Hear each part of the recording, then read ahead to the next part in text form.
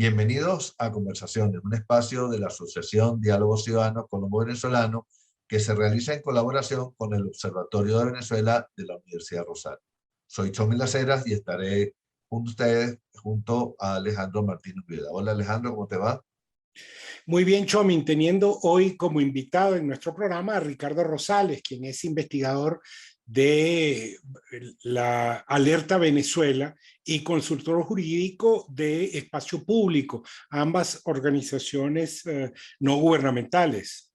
Sí, Alejandro, y con Ricardo Rosales hablaremos hoy sobre el tercer ciclo del examen periódico universal sobre Venezuela que se llevó a cabo en días pasados en Naciones Unidas. Bienvenido, Ricardo. Hola, Shomin. Hola, Alejandro. Un gusto estar con ustedes. Gracias por la invitación. Mira, Ricardo, vamos a comenzar por pedirte que nos hables de este mecanismo que es el examen periódico universal, mecanismo creado por las Naciones Unidas. Pero danos tú una descripción del mecanismo, por favor. Sí, con gusto. A ver, el EPU es un mecanismo político de cooperación y seguimiento a temas de derechos humanos. Se basa en el diálogo entre distintos estados y anualmente distintos grupos de estados son sometidos a este examen. Lo que se hace es una discusión entre distintos temas y se cierra la sesión con una serie de recomendaciones al estado examinado. En síntesis, eso es el EPU, es un mecanismo político basado en la buena fe, en la cooperación y sirve para visibilizar temas de derechos humanos. Ricardo, ¿qué conclusiones se pueden sacar de la jornada que se llevó a cabo el pasado 25 de enero, en el caso concreto de Venezuela?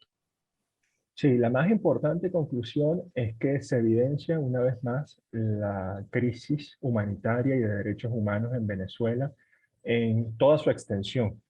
A diferencia de otros ciclos, esta vez hay un mayor número de recomendaciones y una mayor densidad, contenido de estas recomendaciones. Pasamos a un total de 328 recomendaciones por más de 115 países, 116 concretamente, y se incorporan temas nuevos que dan cuenta pues, de la gravedad de la crisis, como la crisis humanitaria, el tema del diálogo y la participación política, el espacio cívico, la crisis migratoria, por supuesto todo el tema de los grupos armados, el accionar de grupos armados, etcétera, etcétera. Entonces, en líneas generales, fue un momento para poner en la agenda todos estos temas y formular determinadas recomendaciones al Estado para mejorarlas, ¿no? Ricardo, quería pedirte un comentario tuyo sobre dos temas. Uno, en esta sesión hubo un hecho relevante o que llama la atención, que es que se produjeron primero unas opiniones muy sólidas de algunos países que tienen un claro compromiso con la democracia y la libertad. Hablo de Canadá, del Reino Unido. Ahora, eh, hubo también algunos países que han sido tradicionalmente cercanos al régimen de Nicolás Maduro, como Argentina, que tuvieron un nivel de crítica que no es usual.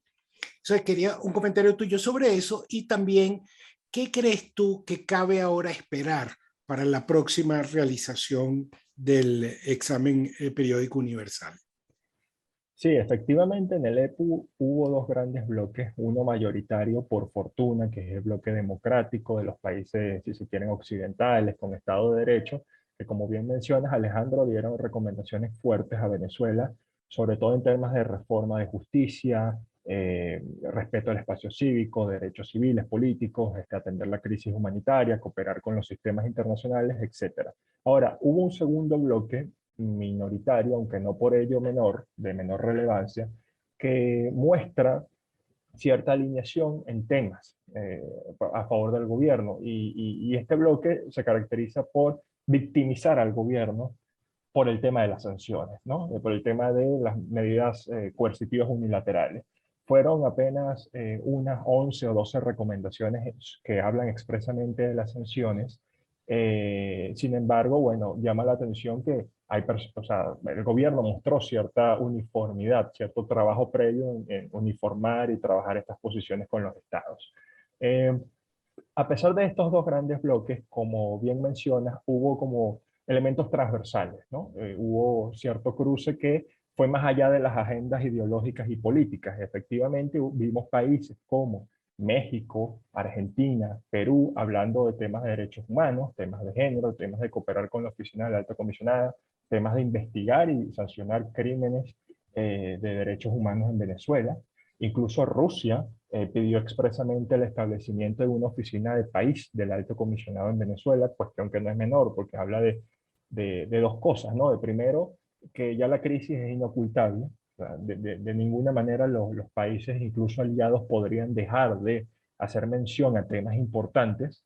Y segundo, que también hay intereses políticos, ¿no? En resolver el conflicto venezolano. No, no es solo el apoyo al gobierno, sino que también me interesa que determinados temas sean efectivamente pues tratados, resueltos. Y creo que esa fue la gran lección que tuvimos y que por supuesto nos abre entonces un compás de oportunidades, ¿no? De cara al tercer ciclo, que era al siguiente ciclo, que era tu siguiente pregunta. Efectivamente, lo que convendría acá es hacer ya coaliciones más grandes, más allá de los intereses políticos, ideológicos o las banderas políticas, quiero decir, basado en recomendaciones, coaliciones por recomendaciones, porque podemos juntar en una misma acera Argentina, Perú, incluso Rusia, con países como Eslovaquia, Reino Unido, Estados Unidos, digamos, y eso es importante, porque da cuenta de que pueden haber puntos de acuerdo.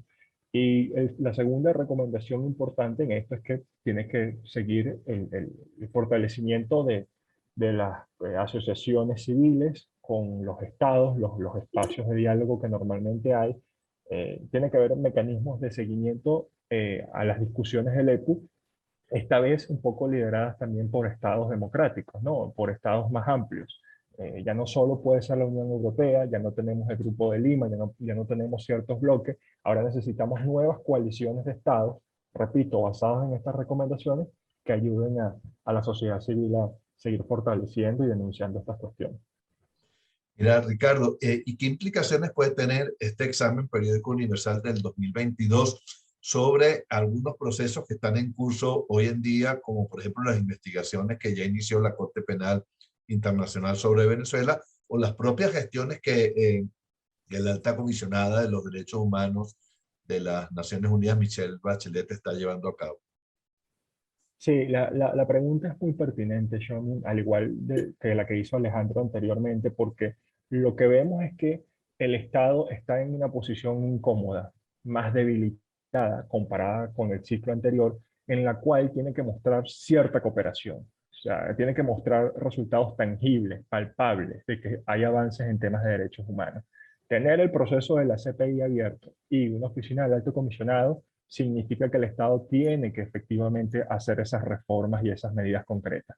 Por ejemplo, con el tema del EPU, una implicación clara es que frente a la CPI, bueno, el Estado tiene que reformar su sistema de justicia, ¿no? Porque si una recomendación es tener un sistema independiente, imparcial, que es el que sirve para juzgar los crímenes, y tengo un proceso de la CPI abierta, efectivamente el Estado tiene que tomar en serio las recomendaciones de los estados del EPU e implementarlas.